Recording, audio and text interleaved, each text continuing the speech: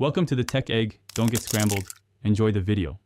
In this video, I will show how to change transmission fluid Ford Explorer full guide. Begin by gathering tools, a drain pan, a funnel, and the correct transmission fluid and filter for your Explorer.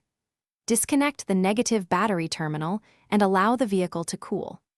Jack the vehicle safely and support it with jack stands so you have clear access to the transmission drain plug and fluid pan. Remove the transmission pan bolt slowly and let the fluid drain into the pan while keeping the pan level. Inspect the fluid for metal particles and replace the filter with a new one specified for your vehicle. Replace the pan gasket or use RTV as needed, then tighten bolts to the proper torque in a crisscross pattern to prevent leaks. With the vehicle on jack stands and the drain secured, refill through the dipstick tube using a funnel and the correct fluid type. Start the engine and move the shifter through each gear to circulate new fluid. Recheck the level with the engine idling at operating temperature, add fluid incrementally until it reaches the correct mark, and inspect for leaks around the pan. Thanks for watching. Consider subscribing if I helped unscramble your problems.